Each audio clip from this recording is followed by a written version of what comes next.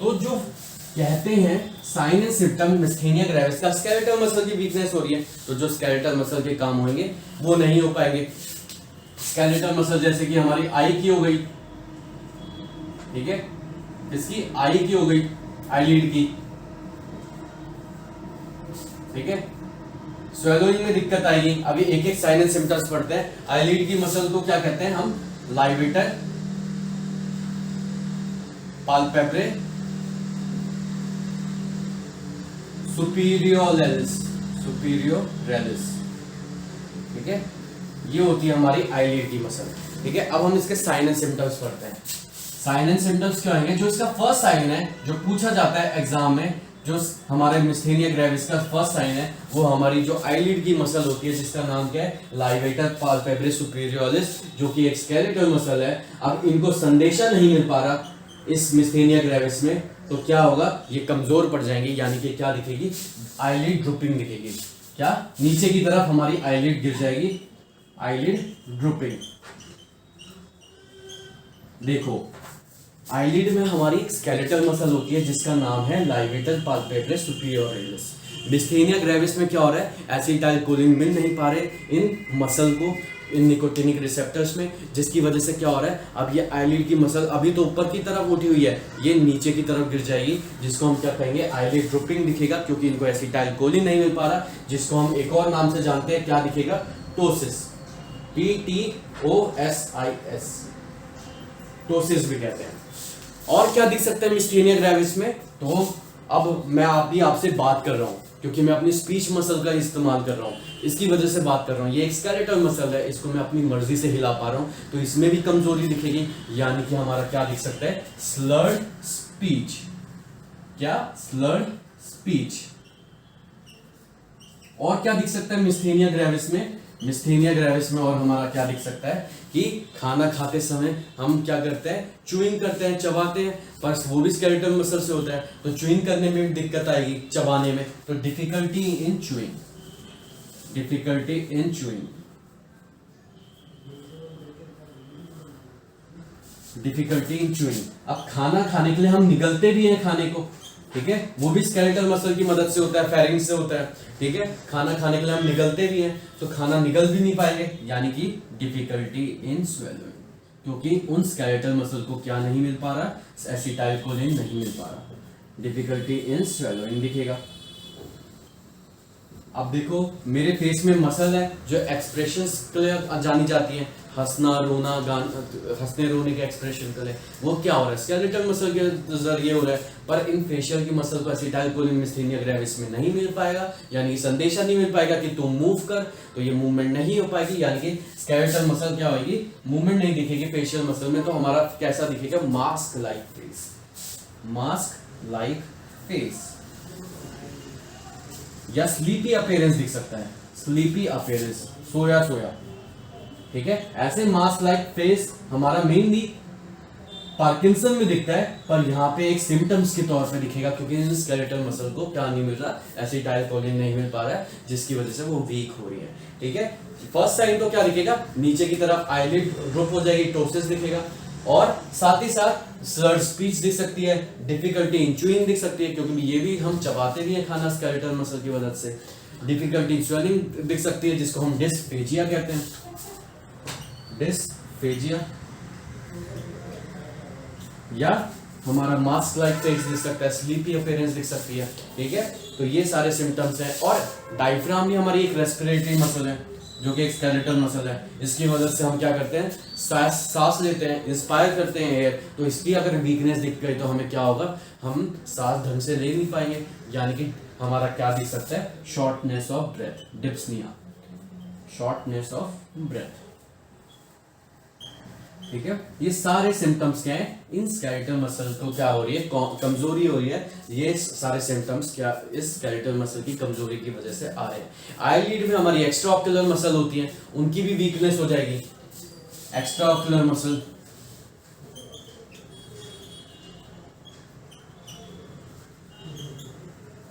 वो भी क्या पड़ जाएंगी? वीक पड़ जाएंगी। तो हमारा क्या दिख सकता है? हमारे दो साइन दिखते हैं, कौन कौन से? डिप्लोपिया यानी कि डबल विजन, और दूसरा स्ट्रैबिस्मस, अलाइनमेंट बिगड़ जाता है आई का स्ट्रैबिस्मस में, ठीक है, स्ट्रैबिस्मस। तो ये साइन हमारे दिखते हैं किसमें, मिस्थेनिया ग्रेविस में, ठीक है। अगर डायफ्राम ज्यादा ही कमजोर पड़ जाती है तो उसकी रेस्पिरेटरी अरेस्ट भी आ सकता है, रेस्पिरेटरी डिफिकल्टी भी आ सकती है। इंपॉर्टेंट साइन ये भी है हमारा, ठीक है। तो फर्स्ट साइन दिखता है मिस्थेनिया ग्रेविस में स्केलेटल मसल की वीकनेस यानी कि आईलिड ड्रूपिंग, जिसको हम टोसिस से जानते हैं, ठीक है। इसको याद करने के लिए हमारे पास एक ट्रिक भी है, तो हम जरा ट्रिक भी देख लेते हैं। तो ट्रिक हमारी वीकनेस से ही है। वीकनेस क्या होता है, मिस्थेनिया ग्रेविस में वीकनेस दिखती है और वीकनेस से ही हम क्या कर सकते हैं, इसको याद भी कर सकते हैं। ऐसे याद करने की आपको कोई जरूरत नहीं है, आपको पता है स्केलेटल मसल की कमजोरी होती है, जहां जहां स्केलेटल मसल होगी वहां ये कमजोर हो जाएगी और वो फंक्शन नहीं हो पाएंगे। और तब भी अगर एग्जाम पॉइंट ऑफ व्यू से हमें अगर कभी याद ना आए तो हम देख सकते हैं एक ट्रिक से मिस्थेनिया ग्रेविस को याद करके उसके साइन एंड सिम्टम, जिस ट्रिक का नाम क्या है, वीकनेस। क्या नाम है ट्रिक का, वीकनेस, वीकनेस, ठीक है। अब W से क्या होगा, W से वीकनेस ही होगा। वीकनेस दिखेगी किसमें, फेस, वीकनेस दिखेगी फेशियल मसल की, नेक की, थ्रोट की, तभी हम क्या नहीं कर पाएंगे, स्वेलो नहीं कर पाएंगे, लेग एंड आर्म्स की और डायफ्राम की, ठीक है। ई से क्या दिखेगा, ई से हमारा दिखेगा आईलिड ड्रूपिंग, क्या, आईलिड ड्रूपिंग, नीचे की तरफ आईलिड गिर जाएगी क्योंकि लाइवेटर पेब्रे सुपीरियरिस मसल एक स्केलेटल मसल है, ये कमजोर पड़ गई, आईलिड नीचे की तरफ गिर जाएगी यानी कि टोसिस, जिसको हम क्या कहते हैं, टोसिस, ठीक है। ए से क्या दिखेगा, अपेरेंस, ए से क्या कह सकते हैं, अपेरेंस, जो कि कैसी होगी, मास्क लाइक, मास्क लाइक, और कह सकते हैं स्लीपी अपेयरेंस, स्लीपी अपेयरेंस, ठीक है। के से क्या दिखेगा, कीप चोकिंग, कीप चोकिंग मतलब खाना खाते समय वो निगल नहीं पाएगा तो चोक करेगा, एंड गैगिंग, ठीक है, क्योंकि डिफिकल्टी हो रही है उसको स्वेलो में, ठीक है। एन से क्या दिखेगा, अब कोई भी स्केलेटल मसल को एसिटाइलकोलिन संदेशा नहीं मिल पा रहा तो वो कमजोर पड़ती जा रही है, यानी कि उसके अंदर कोई एनर्जी भी नहीं रहेगी, यानी कि नो एनर्जी, नो एनर्जी, ठीक है। ई से क्या दिखेगा, जो हमारी एक्स्ट्रा ऑक्यूलर मसल होती है, एक्स्ट्रा ऑक्यूलर जो हमारी आई की एक्स्ट्रा ऑक्यूलर मसल होती है वो भी वीक पड़ जाएंगी, एक्स्ट्रा ऑक्यूलर मसल वीकनेस, जिसमें हमारे दो साइन दिखते हैं, कौन कौन से, diplopia double vision and strabismus, ठीक है। एस से क्या दिखेगा, स्लर्ड स्पीच, क्योंकि मैं अभी बोल भी रहा हूं तो स्केलेटल मसल की मदद से बोल रहा हूं और वो नहीं बोल पाऊंगा क्योंकि उसको एसिटाइलकोलिन यानी कि संदेशा नहीं मिल पाएगा, यानी कि स्लर्ड स्पीच। और क्यों नहीं मिल पा रहा, क्योंकि वहां पे हमारी एंटीबॉडी आके बैठी हुई है और जो बचे कुचे एसिटाइलकोलिन है उसको कोलिनटेरेस तो अपना बराबर काम कर रहा है, उसको डिस्ट्रॉय कर रहा है, जिससे मूवमेंट कंट्रोल हो। स्लर्ड स्पीच पर मूवमेंट तो हो ही नहीं पा रही क्योंकि एंटीबॉडीज आके बैठी हुई। और लास्ट एस से क्या दिखेगा हमारा, shortness of breath, shortness of breath यानी कि डिस्पनिया, शॉर्टनेस ऑफ ब्रेथ, ठीक है। तो ये है मिस्थेनिया ग्रेविस के क्या साइन एंड सिम्टम्स। W से क्या दिखेगा, सब में वीकनेस से ही याद कर सकते हैं, W से weakness, face, neck, throat, leg and arms. और E से क्या दिखेगा, आईलिड ड्रॉपिंग दिखेगी यानी कि टोसिस। A से अपीयरेंस, फेस या मास्क लाइक, क्योंकि फेशियल एक्सप्रेशन भी हम स्केलेटल मसल की मदद से देते हैं। K से कीप चोकिंग एंड गैगिंग, मतलब हम स्वेलो नहीं कर पाएंगे स्केलेटल मसल की मदद से, तो हम क्या करेंगे, चोक करेंगे, गैग। और N से कोई एनर्जी नहीं रहेगी क्योंकि कोई न्यूरोट्रांसमीटर यानी कि एसिटाइलकोलिन मिल नहीं पा रहा है। एक्स्ट्रा ऑक्यूलर मसल की वीकनेस यानी कि कमजोरी हो जाएगी, डिप्लोपिया भी कह सकते हैं, डबल विजन या स्ट्रैबिस्मस। एस से क्या होगा, स्लर्ड स्पीच हो जाएगी, स्पीच भी ढंग से नहीं कर पाएगा, बोल नहीं पाएगा। और एस से क्या होगा, शॉर्टनेस ऑफ ब्रेथ। तो ये हैं साइन एंड सिम्टम्स किसके, मिस्थेनिया ग्रेविस के। अब एक और चीज साइन एंड सिम्टम्स के बारे में पढ़ लेते हैं, वो ये है कि जब सुबह उठता है, जब सुबह उठते हैं तो क्या होता है, हम ज्यादा काम नहीं करते, हम ज्यादा काम सुबह नहीं करते, तो सुबह तो क्या दिखेगा, सिर्फ कमजोरी दिखेगी थोड़ी बहुत, painless weakness in the morning. ठीक है। तो सुबह जब उठेंगे तो हमारी एक्टिविटी इतनी नहीं होती, जिससे क्या दिखेगा, फटीग यानी कि थकावट, थक के चूर हो जाना, वो तो नहीं दिखेगा, क्योंकि हम एक्टिविटी इतनी नहीं कर रहे। हमारे फिर एसिटाइलकोलिन को भी मसल में इतनी रिक्वायरमेंट नहीं है, यानी कि सुबह सुबह तो क्या दिखेगा, जब उठेगा तो पेनलेस वीकनेस दिखेगी, painless weakness in morning, but थकावट नहीं दिखेगी, but no fatigue, no fatigue, ठीक है, क्योंकि सुबह सुबह हम एक्टिविटी कम कर रहे हैं, ठीक है। बट जैसे ही दिन ढलेगा, ठीक है, जैसी शाम होगी या दोपहर होगी, हमारी एक्टिविटी हमारी क्या होगी, बढ़ेगी। हम ऑफिस जाएंगे या स्कूल जाएंगे, ठीक है, या कॉलेज जाएंगे, हमारी एक्टिविटी इंक्रीज होगी। लेटर आफ्टरनून या इवनिंग हमारी क्या होगी, इंक्रीज होगी एक्टिविटी, बट क्या होगा, कोई भी ऐसी मसल को ज्यादा रिक्वायरमेंट मिल जाएगी, मसल को क्या होगी, ज्यादा रिक्वायरमेंट चाहिए होगी, किसकी, एसिटाइलकोलिन की, पर एसिटाइलकोलिन तो आ नहीं रहे, क्यों, क्योंकि यहाँ पे क्या बैठी हुई है, एंटीबॉडीज बैठी हुई है, ठीक है, और एक्टिविटी बढ़ गई, मसल ज्यादा काम कर रही है और इन्हें एसिटाइलकोलिन भी नहीं मिल पा रहा। तो क्या होगा कि शुरू में तो जब वो काम नहीं करेगा सुबह उठ के, तो वीकनेस दिखेगी पर फटीग नहीं दिखेगा, पर जैसे ही दिन ढलेगा तो एक्टिविटी ज्यादा करनी होती है, तो एसिटाइलकोलिन मिल नहीं पा रहा, तो वो थक के चूर हो जाएगा, उससे क्या दिखेगा, फटीग, थकावट दिखेगी।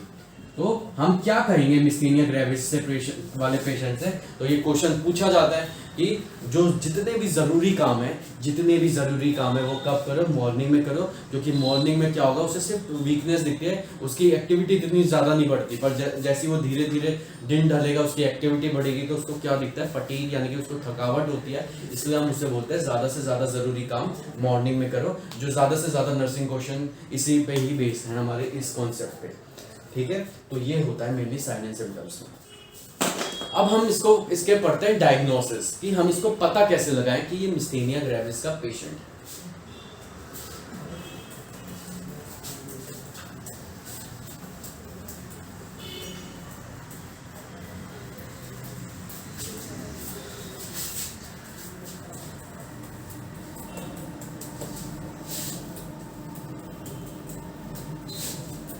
तो डायग्नोसिस में हम क्या करेंगे, जो मेन डायग्नोसिस है, पहले तो फिजिकल एग्जामिनेशन करते हैं, हिस्ट्री कलेक्शन, ठीक है, पता लगाने के लिए कि कहाँ पे वीकनेस हो रही है, कैसी वीकनेस हो रही है, सुबह होती है या दोपहर को होती है, ठीक है, डायग्नोस। तो क्या करेंगे, हिस्ट्री कलेक्शन करेंगे, फिजिकल एग्जामिनेशन करेंगे, ठीक है, कि स्केलेटल मसल मूव भी हो रही है या नहीं हो रही, हिस्ट्री कलेक्शन में कि कब हमारे सुबह ज्यादा दिक्कत आती है या दोपहर को दिक्कत आती है या रात को दिक्कत आती है। पेशेंट कहेगा कि रात को तो मैं थक ही जाता हूँ एकदम, इससे कुछ होता ही नहीं है, ठीक है। और क्या कर सकते हैं, सीटी स्कैन एंड एमआरआई कर सकते हैं, ठीक है। और जो एंटीबॉडीज हैं जो निकोटिनिक रिसेप्टर्स में आ रही है, तो ब्लड सैंपलिंग से उसको हम डिटेक्ट भी कर सकते हैं। Detection of nicotinic receptors, antibody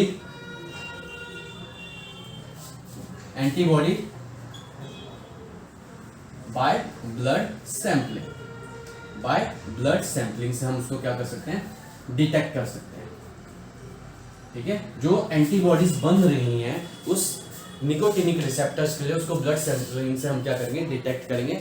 अब जो चौथा डायग्नोस है इसका, वो सबसे ज्यादा इंपॉर्टेंट है, एग्जाम में पूछा जाता है कि टेस्ट जो हम पढ़ेंगे वो टेस्ट किसके लिए करा जाता है, तो हमें पता होना चाहिए। इसको मैं रब कर देता हूं और हम इसका चौथा जो इंपॉर्टेंट डायग्नोस है वो पढ़ते हैं। तो मिस्थेनिया ग्रेविस में एक टेस्ट करा जाता है जिसको हम क्या कहते हैं, मिस्थेनिया ग्रेविस में एक टेस्ट करा जाता है जिसको हम कहते हैं टेंसिलॉन टेस्ट। क्या कहते हैं हम, टेंसिलॉन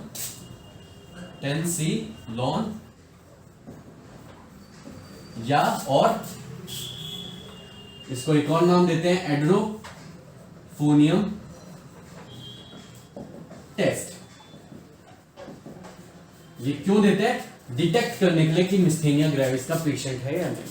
अब क्या होता है, इसमें हम ड्रग यूज करते हैं, उसका नाम है एड्रोफोनियम क्लोराइड,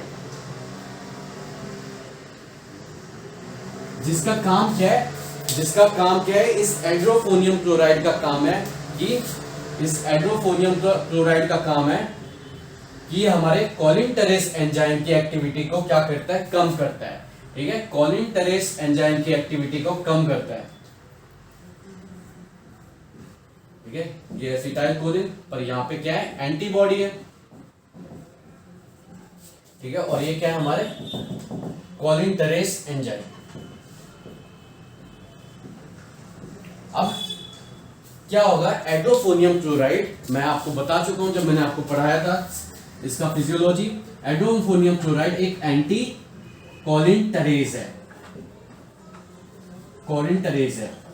अब देखो, मान लो कोई पेशेंट आया हॉस्पिटल में, अभी हमें पता नहीं है मिस्थेनिया ग्रेविस का है कि नॉर्मल किसी और वजह से कमजोरी आ रही है। ठीक है, हमें नहीं पता। हमने क्या दिया उसको, एक ड्रग दी जिसका नाम है एड्रोफोनियम क्लोराइड, और वो ड्रग करती क्या है, इस कोलिनटेरेस एंजाइम को बंद कर देगी। क्या कर देगी, इसकी एक्टिविटी को रोक देगी। तो जो बचा कुचा एसिटाइल कोलिन है वो इस मसल में आके जुड़ जाएगा, ठीक है।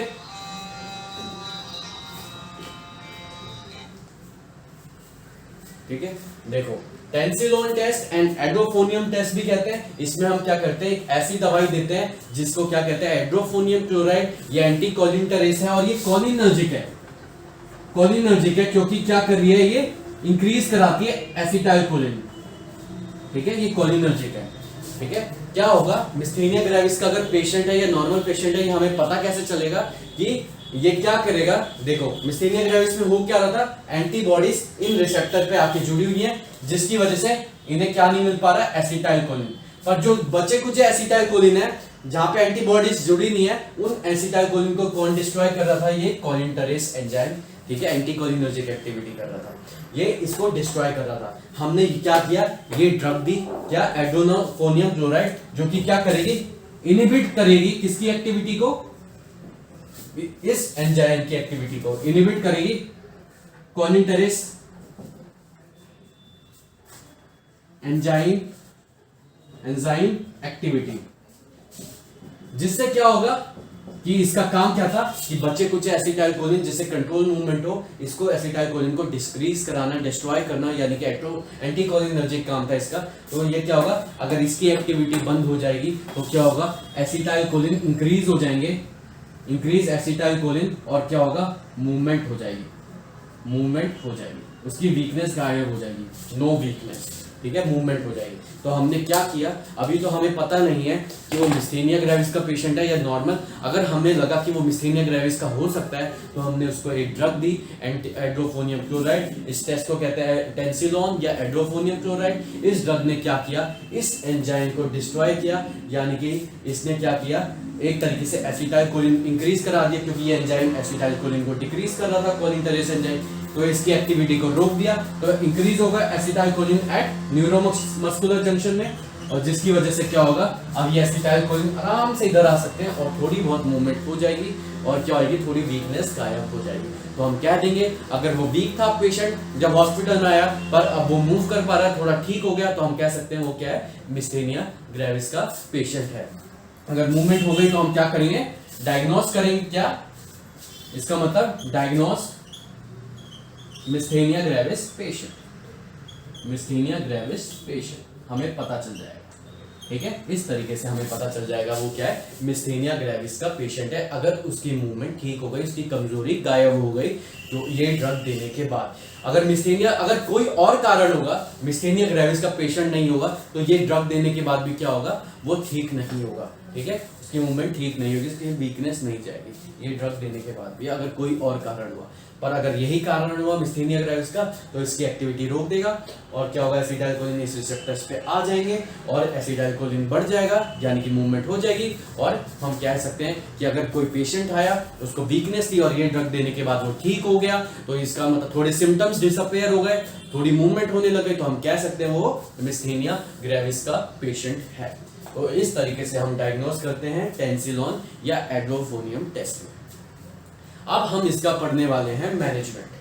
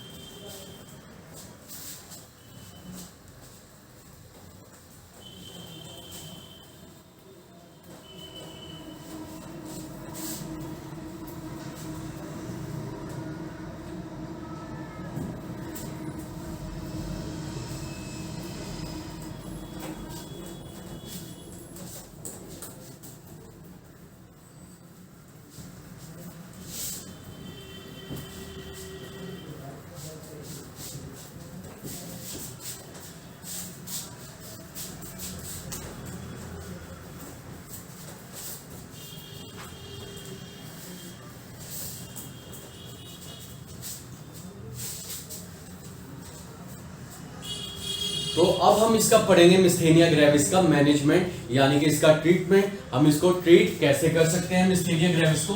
तो अब हम पढ़ेंगे क्या, इसका मैनेजमेंट। मैनेजमेंट, ठीक है, मैनेजमेंट। तो मिस्थेनिया ग्रेविस को मैनेज करने के लिए हम क्या करते हैं, सबसे पहले इसका कोई इलाज नहीं है, नो क्योर। इसका क्या, कोई इलाज नहीं है, नो क्योर अवेलेबल। पर हम क्या कर सकते हैं, सिम्टम्स को गायब करने के लिए कुछ टाइम के लिए, उसकी लाइफ के सिम्टम मतलब उसके सिम्टम्स को गायब करने के लिए, उसकी डेली एक्टिविटी को इंप्रूव करने के लिए कुछ हम क्या देंगे, ड्रग देंगे। जैसे कि हम क्या देते हैं, यहाँ पे हम एंटीकोलिनटरेस एंजाइम देते हैं, एंटीकोलिनटरेस देते हैं, जो कि क्या एक तरीके से कोलिनटरेस काम कर रही है, यानी कि कोलिनर्जिक एक्टिविटी को बढ़ा रही है, कोलिनर्जिक काम कर रही है। और ये क्या करती है, ये इनिबिट करती है एक्टिविटी को, किसकी, एक्टिविटी ऑफ कोलिनटरेस एंजाइम, कोलिनटरेस एंजाइम, जिससे क्या होता है हमारा,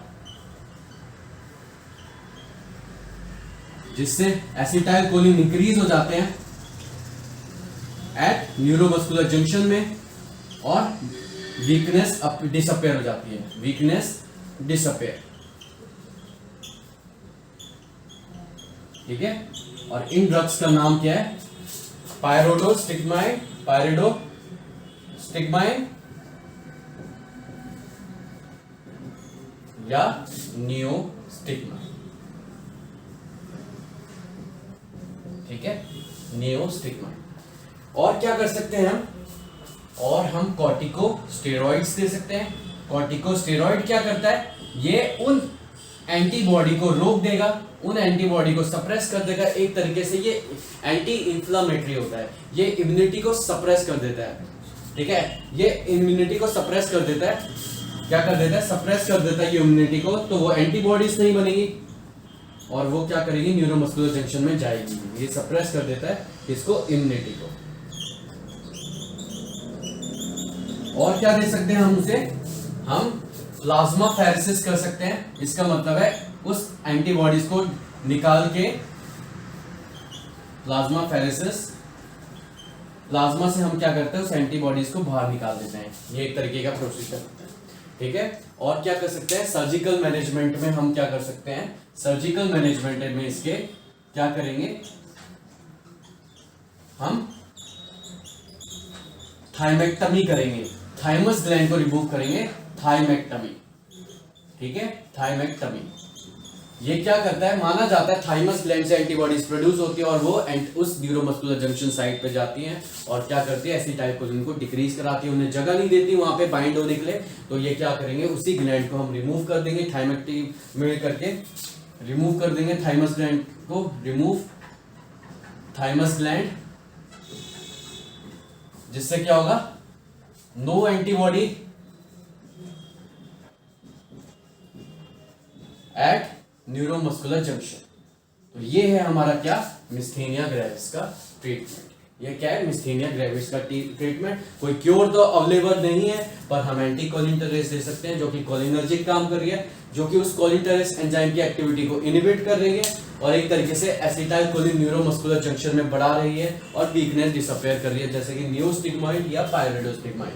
कॉर्टिकोस्टेरॉइड इम्यूनिटी को सप्रेस करने के लिए देते हैं, एंटीबॉडी प्रोडक्शन, या हम प्लाज्मा फेरेसिस करके एंटीबॉडीज बाहर निकालते हैं, या हम थाइमेक्टमी कर सकते हैं, जिससे थाइमस ग्लैंड रिमूव होगा, एंटीबॉडीज नहीं आएगी उस न्यूरोमस्कुलर जंक्शन। तो इस तरीके से हम मैनेज कर सकते हैं इसको, मिस्थेनिया ग्रेविस को। अब हम इसके बारे में पढ़ते हैं, इसका नर्सिंग मैनेजमेंट।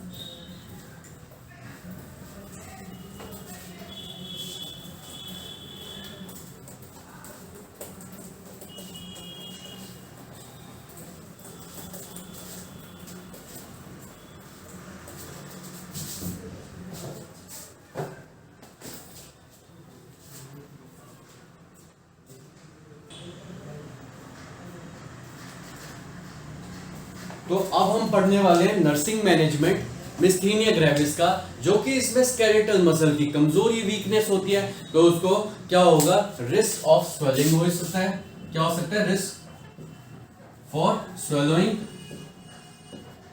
और उसको चबाने में भी दिक्कत आ सकती है खाने को, एंड चूइंग, क्योंकि उसका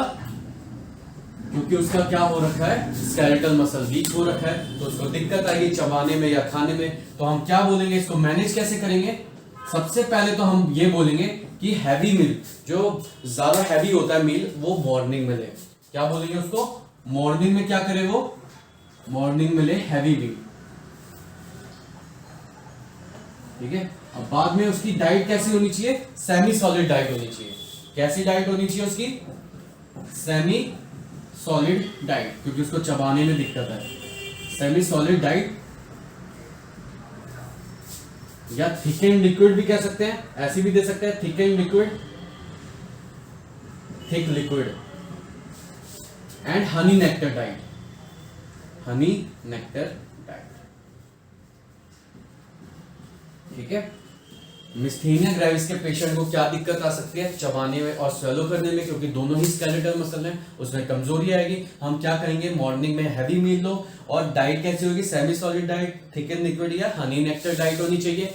और क्या बोलेंगे कि जो उसकी मेडिकेशन है एंटीकोलिनटेरेस, वो क्या ले, खाना खाने के आधे घंटे पहले। तो स्केड्यूल मेडिकेशन, क्या बोलेंगे उसको, स्केड्यूल मेडिकेशन,